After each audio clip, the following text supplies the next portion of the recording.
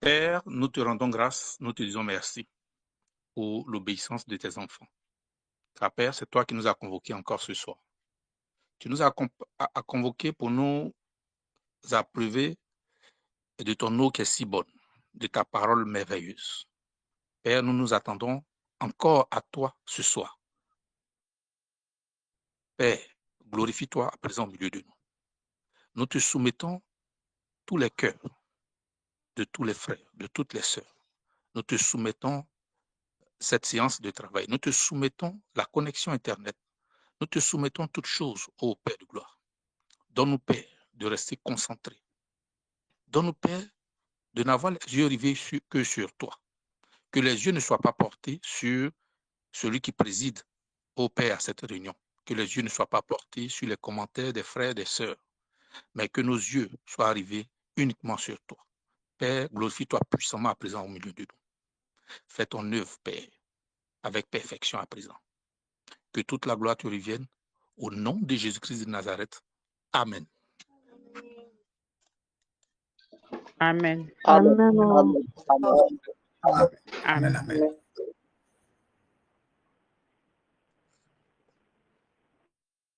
Bien-aimés,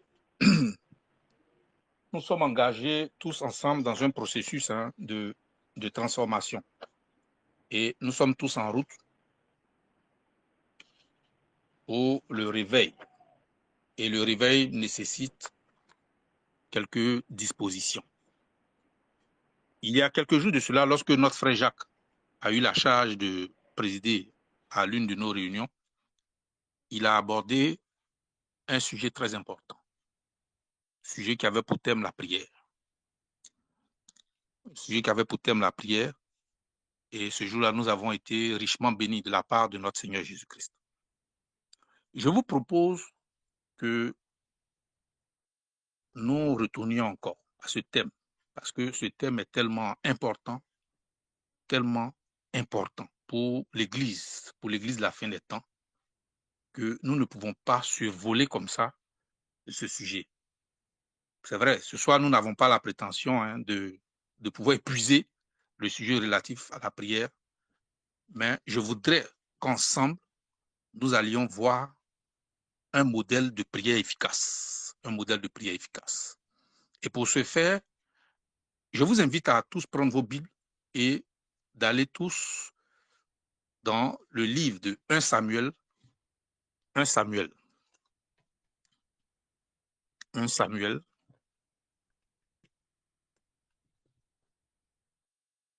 Prenez vos Bibles dans 1 Samuel. 1 Samuel 1.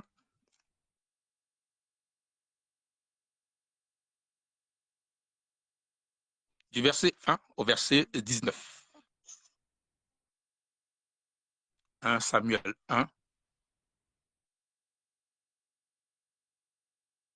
Frère Jacques, si tu peux écrire, s'il te plaît, aide-moi en écrivant dans le forum, voilà, la référence biblique pour que nos frères... Voilà. Amen. Amen. Voilà. Merci, mon bien-aimé.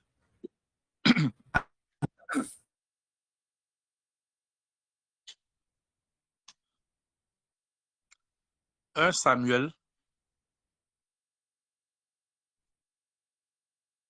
1, chapitre 1, verset 1 jusqu'au verset 19.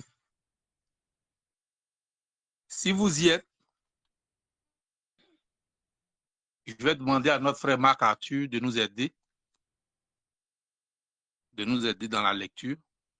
Nous allons désigner ce soir Marc Arthur pour nous accompagner dans la lecture afin que les bien-aimés puissent suivre. Frère Marc Arthur, est-ce qu'il est là?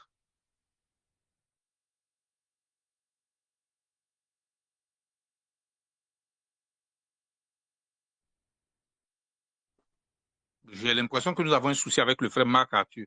Est-ce que le frère Landry peut nous prêter main forte en prenant le relais?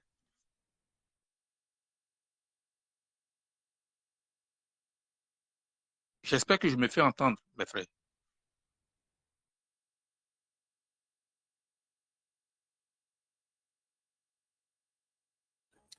On t'entend, mon frère, on t'entend. Amen. Amen. On t'attend. Amen. Amen. Gloire soit rendue au Seigneur. Mm. Frère Landry, est-ce que le frère Landry est connecté?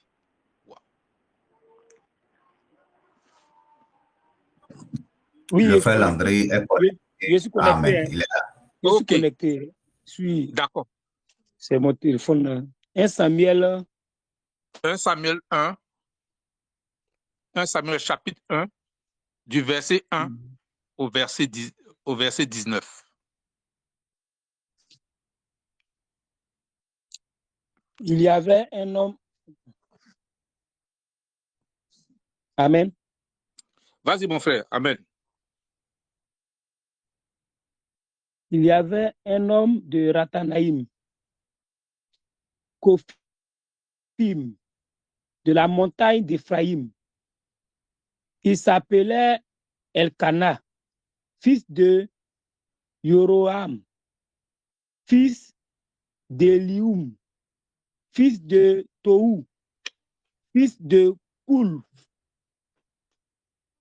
un Ephratéim. Il avait 2 femmes.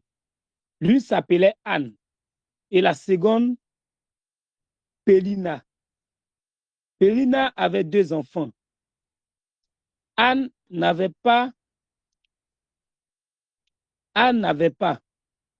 Tous les ans, cet homme montait de sa ville pour se prosterner devant le Seigneur, le Tout-Puissant, et puis lui sacrifier à Silo. Il y avait là comme prêtre les 2 fils d'Élie, Ophni et Pénias. Vint le jour où Elkana offrait le sacrifice. Il y avait coutume d'en donner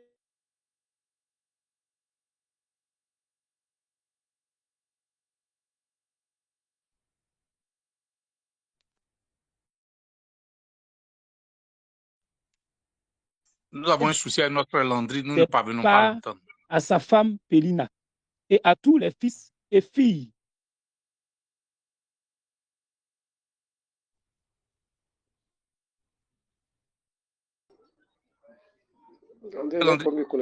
Frère Landry, tu as véritablement un problème de connexion. Donc, il faut laisser. Je vais faire la lecture.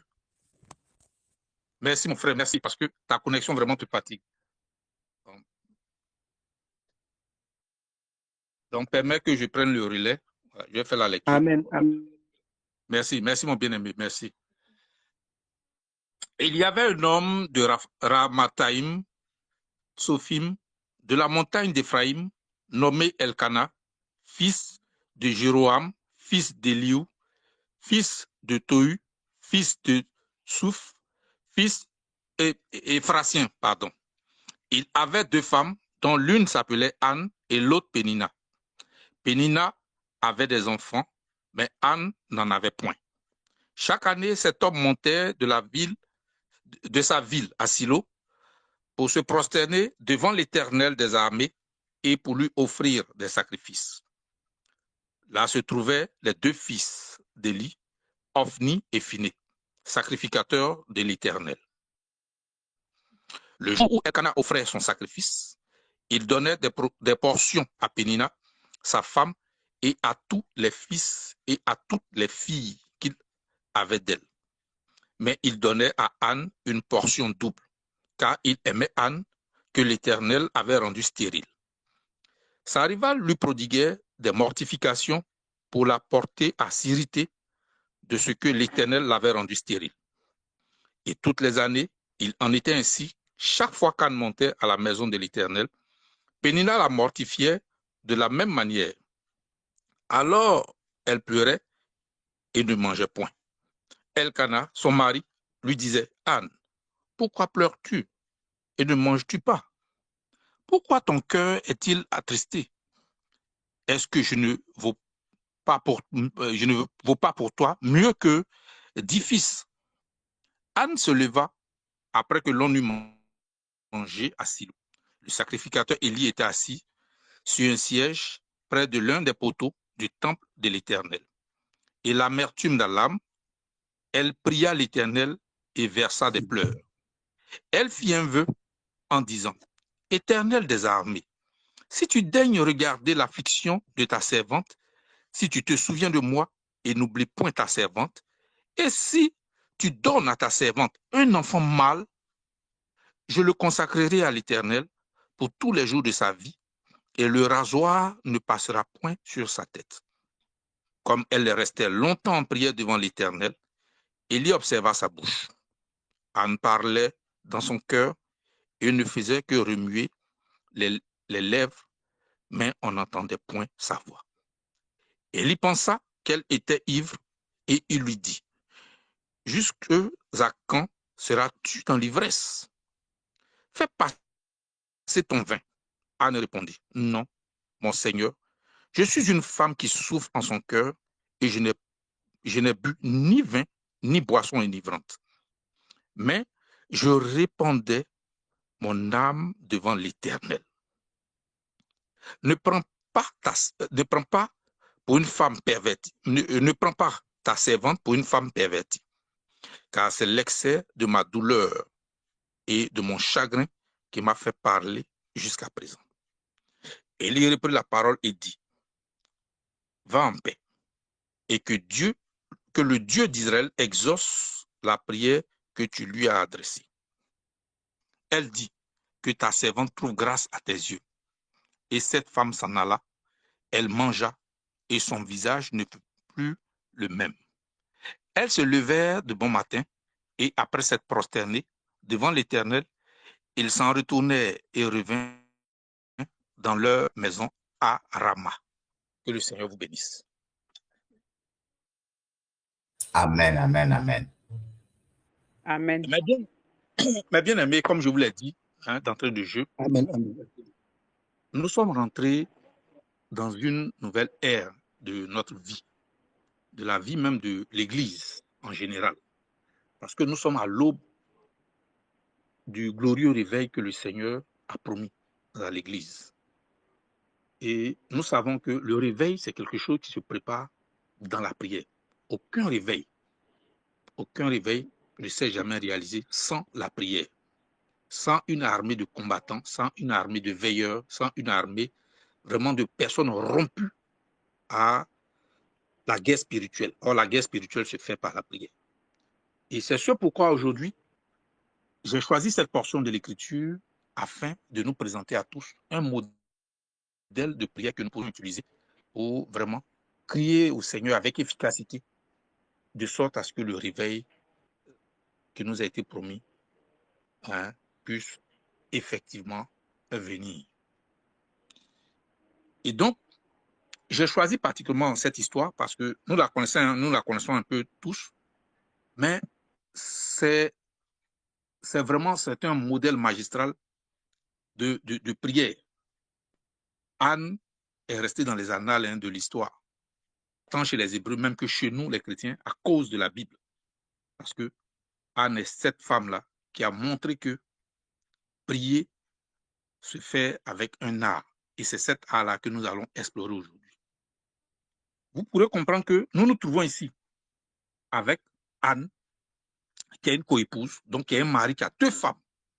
Et nous savons tous que le mariage polygamique n'est pas sans difficulté. Il y a déjà des problèmes même dans la polygamie. Et quand l'une des coépouses se trouve être stérile, vous voyez encore, ça ajoute encore plus à la difficulté. Ça ajoute encore plus à la difficulté parce que celle qui peut procréer se moque, elle insulte, elle calomnie. Et c'est ce que Pénina, la coépouse de Anne, faisait. C'est ce qu'elle savait même faire, se moquer d'Anne, vraiment la détruire, la briser par les railleries. Oh, tu es stérile. Et vous savez, nous sommes ici dans la culture hébreu. Et chez les Hébreux, si vous vous souvenez bien de Jean, le chapitre 9, verset 2, Jean, le chapitre 9, verset 2, vous pouvez voir que On dit, ses disciples lui firent cette question. Rabbi, qui a péché, cet homme ou ses parents, pour qu'il soit né aveugle? Parce que chez les Hébreux, culturellement, ils pensaient que quand il y a une personne qui a une infirmité, qui a un problème matrimonial, en tout cas qui vit une situation, c'est était nécessairement lié soit au péché de cette personne même, ou bien au péché de ses ascendants, de ses parents. Et Anne se trouve en plein dans cette société où, assurément, les gens, peut-être même de sa propre famille, se moquaient d'elle pour dire vente cimetière, comme on appelle chez nous ici. Les femmes que le Seigneur lui-même, dans sa volonté, a rendues stériles pour la gloire de son nom. Ou bien les parents et les frères de Pénina qui se moquaient de ta co-épouse, mais c'est une bonne à rien, elle est avec ton mari en train de bouffer son argent, elle est là-bas, pourquoi? Et imaginez les amis même de son mari Elkana. Ah, mais ta femme, là, Anne, elle est là pourquoi? Hein? Quand tu fais des sacrifices, tu lui donnes toutes les 12 portions, pourtant, elle est inutile dans ta maison. Elle ne peut rien apporter. Et toutes ces choses vraiment déchiraient le cœur d'Anne. Toutes ces choses la faisaient énormément souffrir. Et Pénina en profitait vraiment pour lui planquer même le couteau même dans le cœur. Elle tournait ça avec beaucoup de méchanceté pour que Anne souffre davantage. Et Anne a véritablement souffert. Mais si vous remarquez, Anne, jusqu'au chapitre, du verset 1 jusqu'au verset 9, vous remarquez que Anne était une femme, c'est vrai, qui était affligée par le poids de la stérilité, parce que ici c'est bien écrit que c'est Dieu qui l'avait rendue stérile. Elle était affligée par ce poids. Mais bon, c'est vrai, elle montait chaque année, elle partait prier avec son mari, c'est vrai, elle souffrait, elle jeûnait même, parce que c'est précisé qu'elle se privait de nourriture. Son mari même lui dit, mais pourquoi tu ne manges pas, pourquoi tu ne bois pas? Donc Anne jeûnait, elle priait, mais sa situation restait inchangée. Sa situation restait inchangée. Et vous allez constater pourquoi. Parce que tout ce que Anne faisait, elle le faisait de façon, c'était encore superficielle. C'était des sacrifices qu'elle faisait. Elle n'avait pas encore été vraiment touchée par le poids de sa situation. Elle n'avait pas encore été marquée. Sa souffrance était... Elle appréhendait, elle comprenait sa souffrance-là. Elle connaissait ça de façon intellectuelle. Dans sa tête, oui, je suis là, je n'accouche pas. Ça s'est limité à ça. Elle n'avait que des souhaits. Vous voyez, bien aimé, si nous n'avons que des souhaits, nous n'allons rien avoir avec le Seigneur. C'est vrai, souvent on peut obtenir des choses. Ouais, je souhaite ceci, le Seigneur va faire. Mais pour les vrais défis de la vie, pour quelqu'un qui veut des choses importantes, il faut bien plus que les souhaits. Il faut bien plus que les souhaits. Il faut bien plus que les souhaits. Et vous remarquerez que quand Anne va comprendre cela, à partir du verset 9 jusqu'au verset 10, est-ce que le frère Marc Arthur est là maintenant? Marc Arthur, tu es là? Oui, oui. Voilà, il faut lire pour nous, les versets 9 et verset 10. D'accord. 1 Samuel, hein? Oui, oui, 1 Samuel, chapitre 1. Ok, du verset 9 au verset 10, hein? Oui, verset 9 et verset 10. Ok. Je lis la parole du Seigneur. Anne se leva. Oui. Après que l'on eut mangé et bu à Silo, le sacrificateur Élie était assis sur un siège, près de l'un des poteaux du temple de l'Éternel. Verset 10. Et l'amertume dans l'âme, elle pria l'Éternel et versa des larmes. Verset 11. Merci, c'est bon. C'est seulement non, c'est bon. Merci, mon frère, merci. C'est seulement les deux versets. Voilà, verset 9 et verset 10. Donc, je vais même relire pour un peu amplifier pour que les frères et sœurs comprennent là où je vais en venir. Anne se leva après que l'on eut mangé et bu à Silo. Le sacrificateur Élie était assis sur un siège près de l'un des poteaux du temple de l'Éternel. Et l'amertume dans l'âme, elle pria l'Éternel et versa des pleurs. Vous voyez, bien aimé, dans ces deux versets, il y a quelque chose qui a changé chez Anne. Il y a quelque chose qui a changé. Et on va voir le premier principe ici de la prière efficace avec Anne ici, dans les versets 9 et 10. On voit ici que Anne, à présent, est saisie dans son cœur. C'est que le problème qu'elle a, elle a compris, ça a quitté maintenant sa pensée. Ça a quitté son cerveau. C'est venu dans son cœur. C'est venu dans son être spirituel maintenant. Amen. Donc, son désir de procréer n'était plus qu'un souhait. Son désir de procréer ne se limitait plus à une envie. Son désir de procréer ne se limitait plus à dire un jour le Seigneur va faire. Non, elle a compris que mon problème là, il n'y a que Dieu seul qui peut régler. Il n'y a que Dieu seul qui peut régler. Et si mon cœur n'est pas totalement saisi, tout ce que je fais, c'est vain. Donc, elle est maintenant intensément consciente de son besoin. De son besoin. Elle connaît bien son besoin maintenant. Elle sait qu'elle a un besoin. Son besoin, c'est d'avoir un enfant mâle. Son besoin. Ça a quitté sa tête. Ça a quitté, en tout cas, les envies de ses parents. Ça se trouve maintenant dans son être spirituel, dans son cœur. Et là, dans les versets 9 et 10, comme je le disais, voici la première caractéristique de la prière efficace. On voit ici que pour que la prière soit efficace, elle doit venir du cœur et non de notre intellect. La prière, pour qu'elle soit efficace, doit venir du profond de notre cœur et non de notre intellect. Ça doit pas être dans notre tête. Ça doit pas être dans nos pensées. C'est pas ce qui donne l'ulcère. Non. Ça doit venir du cœur. Donc, bien aimé, je pense que vous avez compris cette partie. Donc, premier point, pour qu'une prière soit efficace,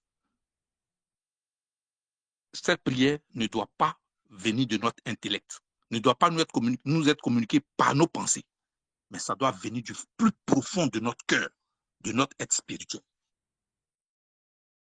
C'est la première condition pour qu'une prière soit efficace. Frère Marc Arthur, on va évoluer.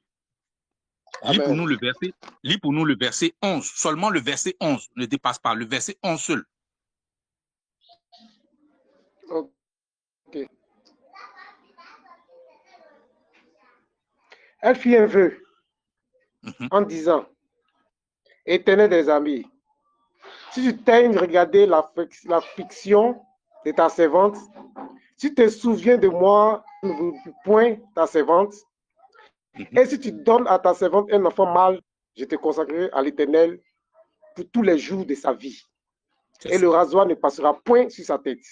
Amen. Amen. Vous voyez ici, dans ce verset, Anne adresse une prière précise à l'Éternel. Et si vous remarquez, dans sa prière même là, elle formule elle-même la réponse, une réponse précise aussi.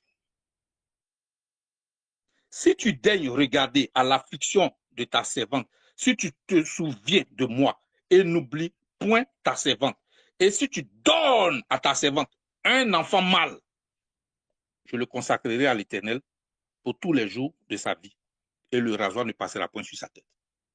Donc Anne comprend. Non seulement elle va formuler un sujet de prière, son sujet de prière là, c'est bien formulé, c'est précis, c'est concis, c'est direct, et ça contient même la réponse qu'elle attend. Elle-même elle donne ça à Dieu. Elle ne dit pas je veux un enfant, elle dit je veux un enfant mâle. Anne précise ce qu'elle veut. Elle dit je veux un enfant mâle. Parce qu'elle sait qui est Dieu. Amen, amen, amen. Gloire à Dieu, gloire à Dieu. Amen, amen. Donc, et si vous remarquez, quand vous lisez cette partie, vous remarquez que la prière de Anne est faite pour la gloire de Dieu. Tout ce qu'elle dit dedans, c'est pour glorifier Dieu. Sa prière n'est pas animée d'égoïsme. Sa prière n'est pas empreinte d'orgueil. Il n'y a pas d'orgueil. Il n'y a pas d'égoïsme. Elle ne demande même pas l'enfant mal pour elle. Elle dit qu'elle va le consacrer à Dieu. Je le consacrerai à l'Éternel pour tous les jours de sa vie. Donc, elle demande même un enfant mal, mais c'est pour la gloire de Dieu. C'est ce qui veut dire que nous, quand nous allons prier, pour que notre prière, l'une des choses, le deuxième point pour que notre prière soit efficace, notre prière doit être conforme à la volonté de Dieu. Notre prière doit glorifier Dieu. Donc, il faut une conformité de ce que nous demandons à Dieu avec sa volonté. Et ce que nous demandons là doit même être pour la gloire de Dieu. Pendant que nous sommes, on peut se poser des questions. Pourquoi est-ce qu'on veut le Saint-Esprit? Pourquoi est-ce que dans nos prières, on prie pour la conversion de nos parents? Pourquoi? Généralement, vous voyez que on n'a pas le Saint-Esprit, on reste là, on est encore sec. Tout simplement parce que nous demandons le Saint-Esprit, mais nous demandons avec une mauvaise motivation. Souvent, ça veut dire, on demande le Saint-Esprit. Ah Seigneur, c'est vrai, tu as promis le Saint-Esprit, donne-moi le Saint-Esprit. Voici ma soeur, une telle, elle a le Saint-Esprit, toujours c'est elle qui a des sons, elle qui a des révélations. C'est une mauvaise motivation. Ah Seigneur, il me faut le Saint-Esprit pour manifester la puissance. C'est une mauvaise motivation. Mais quand tu viens et puis tu dis, Seigneur, comment puis-je te servir? Comment puis-je obéir à tes ordonnances? Comment puis-je, oh Seigneur, me soumettre à ta loi si je n'ai pas ton esprit? Oh Seigneur, donne-moi ton esprit. Donne-moi ton esprit afin que, Seigneur, j'agisse comme tu veux. Afin que, Seigneur, je sois enseigné tel que tu veux. Afin que, Seigneur, je sois consolé tel que tu veux. Afin que, Seigneur, j'avance dans ce monde tel que tu veux. Vous voyez que la motivation, elle est saine. Ça glorifie Dieu. Oh Seigneur, je veux le Saint-Esprit pour mieux te connaître. Parce que Seigneur, sans le Saint-Esprit, je ne peux pas te connaître. Je ne peux pas te connaître. Sans le Saint-Esprit, je ne peux pas lire ta parole et la comprendre, Seigneur. La motivation est saine. Pourquoi on demande souvent le salut de nos parents? On prie pour qu'ils soient convertis. Oh Seigneur, mes parents ne sont pas destinés au feu. En bon, ce sont les parents de qui sont destinés au feu? La motivation n'est pas bonne. Seigneur, tu as créé l'homme pour te servir. Alors que quand je regarde la vie de mes parents, Seigneur, ce qu'ils font est contraire à ta volonté. Oh Seigneur, si seulement tu pouvais avoir pitié d'eux, oh Seigneur, te révéler à eux puissamment. Oh Seigneur, briser les forteresses. Oh, détruis, Seigneur, la puissance de l'homme fort qui règne sur ma famille. Oh Seigneur, Dieu de gloire. Seigneur, mes parents seulement pourront se tourner vers toi et glorifier ton nom. Mes parents pourront se tourner vers toi, oh Seigneur, et se soumettre à ta volonté. Mes parents pourront se tourner vers toi, oh Seigneur, se convertir à toi et faire seulement ta volonté. La motivation est saine. Donc, bien aimé. Amen. Amen. Bien aimé. Gloire au Seigneur, gloire au Seigneur. Amen, amen, amen, amen. Le deuxième point, pour avoir une prière efficace, c'est que notre prière doit être conforme à la volonté de Dieu. Et notre prière doit glorifier Dieu. La motivation doit être sans équivoque. Elle ne doit pas être malicieuse. La motivation ne doit pas être égoïste. La motivation ne doit pas être, en tout cas, orgueilleuse. Pas pour dire non, je vais plus grand que temps. Non. Donc, voici le deuxième point. Frère Marc-Arthur, lis-nous le verset 12, uniquement le verset 12, ne va pas plus loin, seulement le verset 12. Nous allons voir encore une autre chose. Comme elle restait longtemps en prière devant l'Éternel, Élie observa sa bouche. Amen. Amen. Comme elle restait longtemps en prière devant l'Éternel, Élie observa sa bouche. Ici, ce qui est mis en avant, c'est la persistance et l'insistance pour qu'une prière soit efficace. Pour qu'une prière soit efficace, elle doit être persistante et insistante. On doit persister et on doit insister. Vous voyez, quand on se trouve, par exemple, dans un endroit où il y a des chutes d'eau, souvent, il y a des pierres qui sont là. Il y a différentes pierres qui sont là. Et vous allez voir la pierre qui va être là où il y a eu des gouttes qui viennent régulièrement. Cette pierre-là, vous remarquerez par rapport aux autres pierres, les autres pierres sont bien polies, mais la pierre où l'eau tombe régulièrement va finir par avoir un creux. Même si la toiture de notre maison s'est fait en béton armé, même si les démons se sont levés, ils ont mis le grillage du deuxième ciel pour que nos prières ne transpercent pas. Si nous avons compris les premiers principes et que nous venons ajouter le principe de l'insistance et de la persistance, c'est-à-dire de rester là le plus longtemps que nous n'avons pas encore obtenu nos réponses. C'est ça la persistance et l'insistance. Anne, elle est restée là, on dit longtemps. On n'a pas dit combien de temps, on dit longtemps. Est-ce que nous, aujourd'hui, nous pouvons faire ça? Est-ce que ce n'est pas les prières de 2 minutes, 3 minutes, 1 minute, 5 minutes, sans réponse? Et on se lève, le Seigneur va comprendre. Bien-aimé, pour obtenir certaines choses, il n'y a pas le Seigneur va comprendre. Pour obtenir certaines choses, il faut faire comme le Seigneur dans le jardin du Gethsémane. Là-bas, la sueur, là, c'est devenu comme des grumeaux de sang. Il y est resté jusqu'à ce qu'il obtienne la réponse de son Père. Et il a obtenu la réponse. Bien-aimé, à quoi nous servent nos genoux? À quoi nous servent nos genoux? À quoi nous servent nos bouches? Est-ce pour maudire? Est-ce pour calomnier? Est-ce pour injurier? Ou bien pour rester là-bas, à persister, à insister devant Dieu? Souvenez-vous de la parabole du juge inique. Il nous faut emmerder Dieu. Il nous faut emmerder Dieu. Il nous faut emmerder Dieu. Et pour ce faire, il faut persister, il faut insister.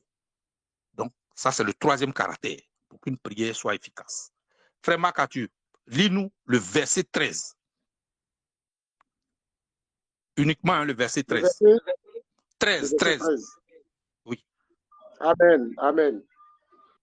Anne parlait dans son cœur et ne faisait que remuer les lèvres. Mais on n'entendait point sa voix. Élie pensait qu'elle était ivre. Amen. Amen. Amen. Amen. On dit Anne parlait dans son cœur et ne faisait que remuer les lèvres. Mais on n'entendait point sa voix. C'est que la prière de Anne était une prière qu'elle faisait dans l'intimité de son cœur. Dans l'intimité de son cœur. Donc, l'une des caractéristiques que doit revêtir une prière efficace, c'est l'intimité. Nous devons faire nos prières dans l'intimité avec Dieu. Ce n'est pas pour que nos voisins entendent les éclats de notre voix. Ce n'est pas pour que les gens nous croient plus spirituels. Quand on est là, on élève la voix. Oh Seigneur, j'ai vécu. Ce n'est pas ça. Les prières les plus efficaces sont des prières secrètes. Ce sont des prières qui se susurrent, qui se murmurent. On murmure à l'oreille de Dieu. N'est-ce pas notre Seigneur qui a dit que quand on veut prier, qu'on rentre dans notre chambre, dans le lieu secret. Donc le lieu secret n'est pas forcément physique. Ça peut être dans notre cœur. On est là comme ça, les gens voient tes lèvres bouger, mais c'est à l'intérieur que tu es en train de t'entretenir avec ton Père.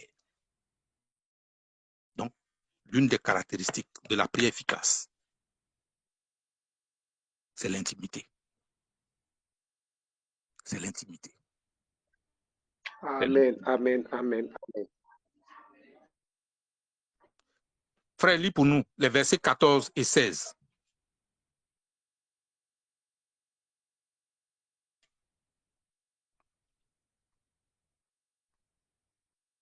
Frère Marc-Arthur, les versets 14 et 16. Verset 14 jusqu'à 16, pardon. Ok. Du verset 14 jusqu'au verset 16. C'est-à-dire tu lis 16 et verset 14, 15 et 16. Tu lis. D'accord. Amen, je lis la parole du Seigneur. Et il lui dit, jusqu'à quand seras-tu dans l'ivresse? Fais passer ton vin. Verset 15, elle répondit, non, mon Seigneur, je suis une femme qui souffre en son cœur. Et je n'ai ni bu vin, ni boisson enivrante.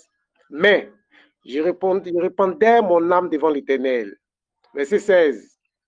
Ne prends pas ta servante pour une femme pervertie, car c'est l'excès de ma douleur et de mon chagrin qui m'a fait parler jusqu'à présent. Amen. Amen. Bien-aimé, si vous remarquez ici, Amen. vous voyez bien que Anne se trouvait dans une posture où Élie, qui ne la connaissait même pas, la voyait, a commencé à la juger par son apparence. Mais ça, c'est quelle femme perverse? Toi, là, tu as bu, mais c'est quoi ça? Tu bois, tu viens ici pour prier, tu viens dans la maison de l'Éternel, et elle ne se laisse pas abattre par cela. Elle lui dit simplement, non, mon Seigneur, je n'ai pas bu, moi, je ne suis pas une femme pervertie. C'est parce que je souffre dans mon cœur.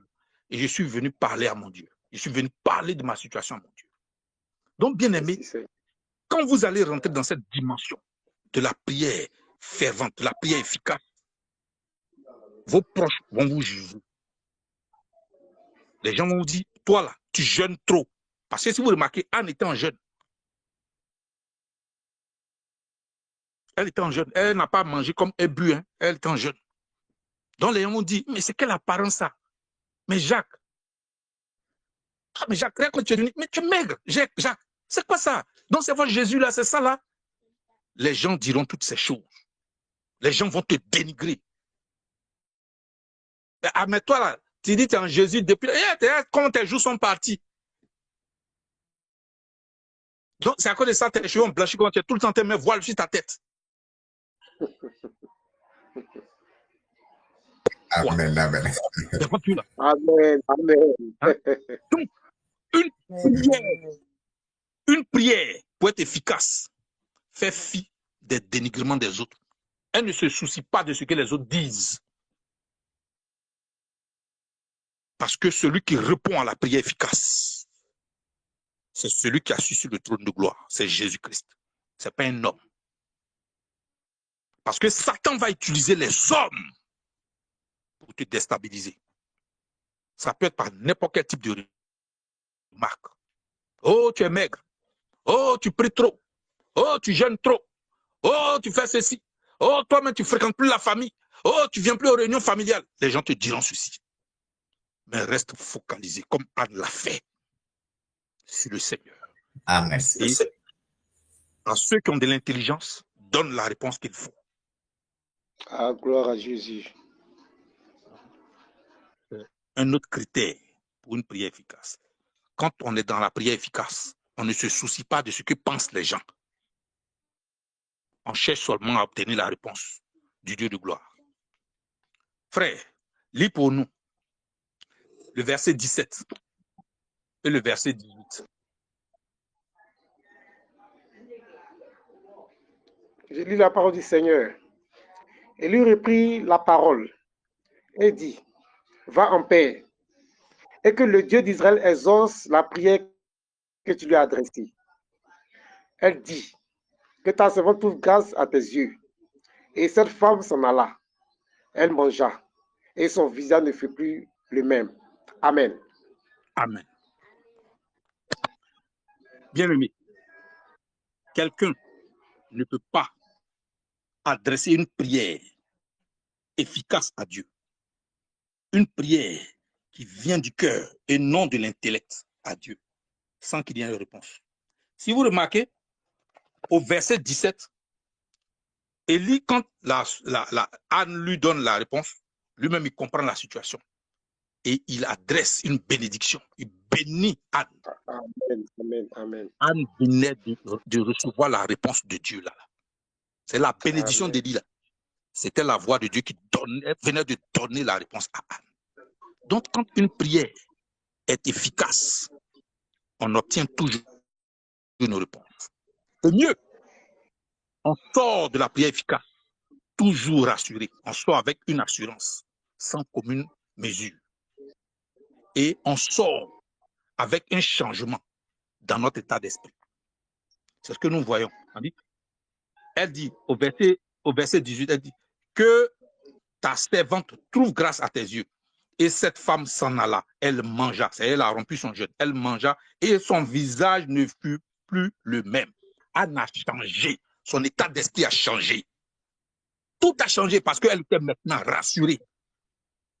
Elle a entendu la réponse de Dieu. Elle a saisi ça. Amen. Combien de fois allons-nous dans la présence du Seigneur et obtenons-nous réponse à nos prières? Combien de fois? Est-ce qu'on a la patience même de rester? Est-ce qu'on a la patience de faire comme au verset 12 où on dit elle est restée longtemps? Est-ce qu'on le fait? Est-ce qu'on reste là-bas pour qu'on ait cette paix du cœur? Parce que quand Dieu répond, il peut répondre audiblement, il peut répondre par une assurance qui vient du cœur. Tu peux rester là-bas. Et puis, ta pensée est projetée d'un verset de la Bible, tu vas, ta réponse est là-bas. Tu sors de la prière, il y a une paix qui te remplit. Tu sors et puis quelqu'un te dit, ah, tiens, voici tant. La réponse est là. Donc, une prière efficace produit de l'assurance. Une prière efficace produit le changement de notre état d'esprit. Une prière qui est efficace a toujours une réponse. Dieu ne reste pas silencieux devant un enfant qui paye le prix dans la prière. C'est impossible. Il ne fait pas ça. À moins que ta prière fasse sa volonté. Lis pour le du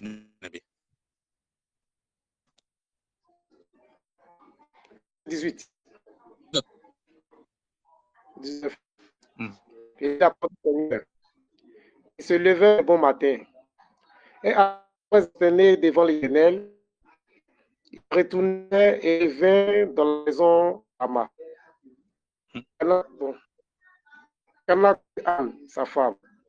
Et non, le verset 19 seulement. Laisse le verset 20. Seulement le verset 19. Il se levait un matin. Ce qui est dit ici. Il se levait du matin, après cette prospérité, il s'en retournait et revint dans le maison. Ce que je vous fais remarquer ici dans ce verset 19, c'est le fait qu'il soit allé se prosterner devant l'Éternel. Ça symbolise quoi? Ça symbolise les actions de grâce. Aucune prière efficace ne peut exclure des actions de grâce. Toute prière efficace doit inclure, doit prendre en compte des actions de grâce adressées à notre Père. Voici. En tout cas, les caractères du prière efficace. Et quand on va au verset, un peu plus loin, au verset que le disait tout à l'heure, hein? Pardon, laissons le verset 19 même. Il y a l'action de grâce et on passe à l'action. Elkana et sa femme, ils sont passés à l'action. Donc quand on prie, il y a la phase de l'action. Seigneur, je veux ma boutique. Je veux une boutique. Seigneur, je veux une boutique pour vendre les vêtements aux saintes femmes. Une boutique pour vendre des longues robes, pour vendre des voiles. Oh Seigneur, parce que dans ce monde-là, il n'y a plus ces choses, c'est des trucs sexy en vend. Seigneur, voici, tes filles ont peine à trouver des vêtements pour se vêtir. Oh Seigneur, donne-moi seulement la capacité de pouvoir ouvrir cette boutique pour glorifier ton nom, pour que même l'argent que je gagne soit investi encore dans ton œuvre, pour que tes filles, Père, qui se parent de belles robes pour les préparatifs des noces, oh Père, soient bien vêtues sur cette terre, que leur corps soit recouvert, Père. Oh Père, s'il te plaît. Quand tu finis là, Amen. Amen. tu avais épargné l'argent, tu dois mener maintenant des actions. On ne reste pas là pour dire encore que Samuel allait venir comme Jésus-Christ. Parce que là, c'est la promesse de l'accouchement. Donc, quand il y a une promesse comme ça qui est déclarée, il y a le travail qu'on fait. Il y a une activité sportive à faire pour que l'enfant vienne. Donc, bien aimé, toute prière efficace est suivie de l'action. Toute prière efficace est suivie de l'action. Toute prière efficace est suivie de l'action. Pas précédé, suivi. Quand on a prié, Dieu a répondu, on agit. Mais bien aimé, voici succinctement ce que je voulais vous présenter ce soir. Et donc, je vais vous donner, je vais vous faire le résumé de ce qui a été dit. On a dit que la prière, premièrement, pour être efficace, doit venir du cœur et non de l'intellect. Ce n'est pas notre intelligence qui produit la prière efficace. Ça vient de notre cœur, du cœur, de notre, ça vient de l'homme spirituel qui demeure en nous. Le deuxième point, pour que la prière soit efficace, nous avons dit que cette prière doit glorifier Dieu. Cette prière doit être conforme à la volonté de Dieu. Cette prière ne doit pas être empreinte d'orgueil, d'égoïsme. La motivation, ce qui motive cette prière doit être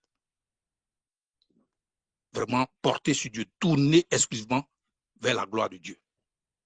Et nous avons dit aussi que la prière, pour être efficace, doit être persistante et insistante.